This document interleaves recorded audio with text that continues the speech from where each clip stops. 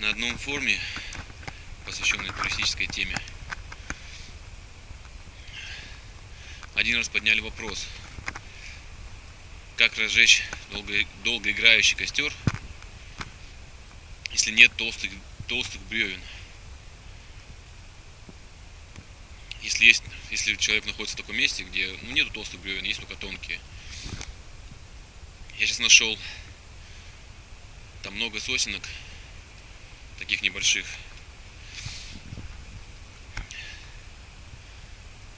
Сухих. Там, видать, низовой пожар был, видать, подпалил их, и там их там много прям засохло, так стоит. И решил разжечь и показать, как сложить такой костер. Навело меня на мысль, что буквально на днях просто я увидел где-то в интернете видео, и там типа по такому же принципу выкладывали костер. Но по моему мнению, его выкладывали неправильно, потому что смысл долгоиграющего костра, чтобы он медленнее горел, а там складывали так дрова, что он просто разгорается и, не знаю, сгорает очень быстро.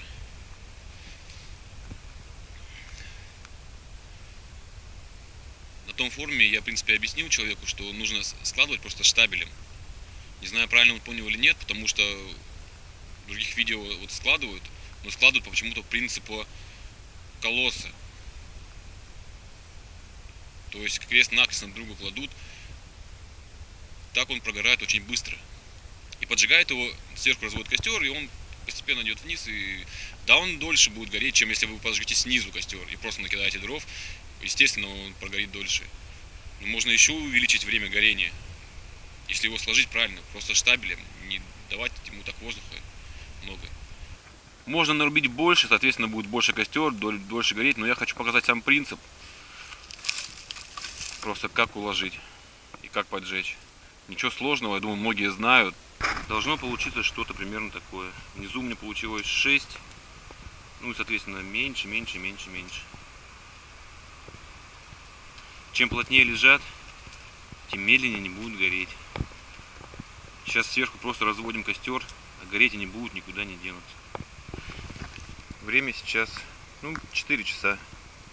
И все, наблюдаем. Надеюсь, мне долго не придется подкидывать дрова. Ветер поднялся еще сильнее. Задувает там вообще конкретно. Сейчас буду горячий чай пить. Ну вот, смотрим. Время 50 минут почти прошло. Даже в этом костре, он все равно, где плохо положил щели, и то падают угли и разгорается. А когда ложишь по-другому, они еще быстрее сгорают. Поэтому смотрим дальше, что будет. Для чистоты эксперимента помешает, конечно, ветер. Ветер поднялся и дует вот с одного боку. С той стороны, где дует, он угли как раздувает. С той стороны нет. И он криво сгорает.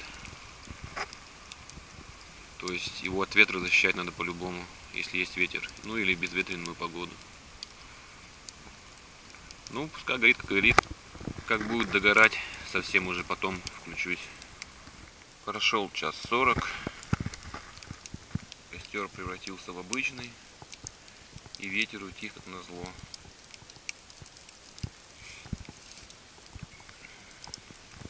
Прошло 2,5 часа. Я еще приготовил покушать на этом костре. Ну и все, он догорает. Выводы такие: не было бы ветра, он бы еще дольше прогорел бы. И бревнышки взять потолще чуть-чуть или побольше наложить. И все-таки нужно поплотнее. Вот даже я положил, и то не плотно. А ложить крест-накрест — это, то есть получить пионерский костер, который сгорит, не знаю, за час. Это в лучшем случае, если ты много наложишь. Смысл сжечь дрова. Я сомневаюсь, что так смысл есть сжечь дрова. Лучше по одному, по два полена полить. А ложить колодцем и сжигать — это просто транжирить дрова впустую. Такой вот костер получился. Заморачиваться или нет им, не знаю. Если у меня не будет дров, а будут только тонкие, может еще и заморочиться когда-то. Тьфу-тьфу, у нас в лесах обычно хватает. бревен. Сейчас вот пойду напилю бревен на ночь. Кину несколько штук, пускай горят. Все, с костром все.